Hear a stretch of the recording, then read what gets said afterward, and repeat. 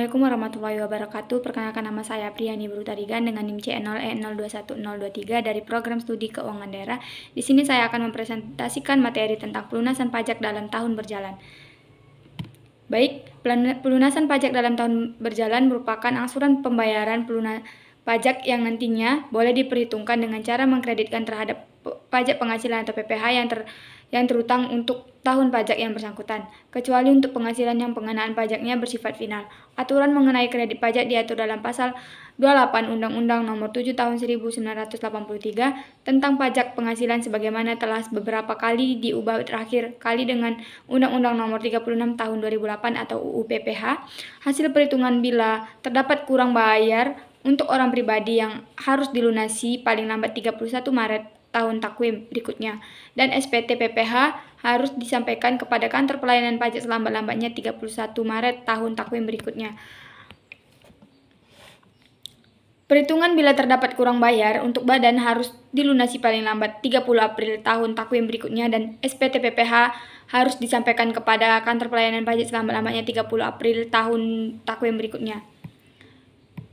Contoh soal: wajib pajak badan yang selama tahun 2015 telah menerima atau memperoleh penghasilan kena pajak atau PHKP sebesar 1.500.000.000 dengan peredaran brutonya 52 miliar, dengan selama tahun 2015 tersebut wajib pajak telah melunasi pajak angsuran PPh pasal 25 sejumlah 120 miliar. Hitunglah PPh yang masih harus dibayar.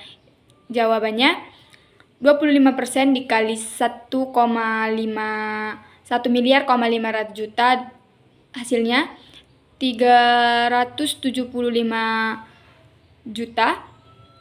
Pelunasan pajak dalam tahun berjalan 120 miliar. Pajak yang masih harus dibayar 225 juta. Selanjutnya, macam-macam pungutan pajak. Yang pertama, self-assessment system. Yang kedua, official assessment system. Yang ketiga, withholding system. Selanjutnya, jenis-jenis pembayaran pajak. Yang pertama, PPh pasal 21, pemotongan PPh atas gaji, upah honorarium, dan imbalan lainnya berkenaan dengan hubungan kerja. Yang kedua, PPh pasal 22, kewajiban pembayaran pajak oleh importir sewaktu melakukan impor barang menggunakan angka pengenal impor atau API atau API dengan tarif 2,5% dikali nilai impor. Tanpa API, tarif 7,5% dikali nilai impor.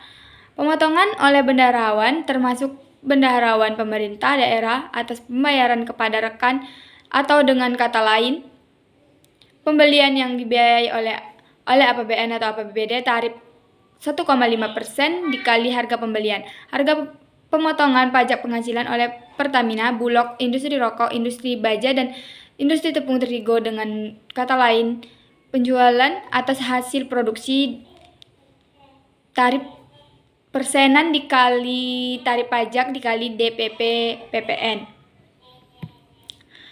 3. PPh pasal 23, pemotongan pajak atas penghasilan yang berasal dari modal penyerahan jasa atau penyelenggaraan kegiatan selain yang dipotong PPh pasal 21. Yang pertama, tarif 15% dikali penghasilan bruto untuk bunga, dividen, royalti, dan hadiah. Yang kedua, tarif 15% dikali penghasilan neto untuk sewa dan penghasilan atau penggunaan harta imbalan sehubungan dengan jasa yang diberikan tersebut.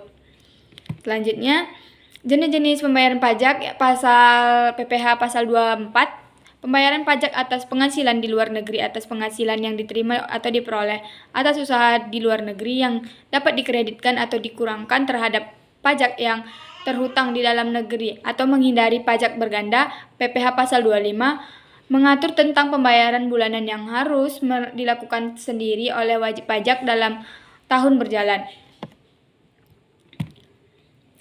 Yang keenam, PPh pasal 26, pajak penghasilan untuk wajib luar negeri atas penghasilan berupa dividen, bunga, royalti, bunga simpanan, dan lain-lain yang diterimanya, tarif 20% dikali penghasilan bruto. Yang ketujuh, pemotongan pajak atas penghasilan kantor pusat dari usaha atau kegiatan penjualan barang atau pembelian jasa di Indonesia yang sejenis dengan yang dijalankan atau dilakukan oleh bentuk usaha tetap di Indonesia.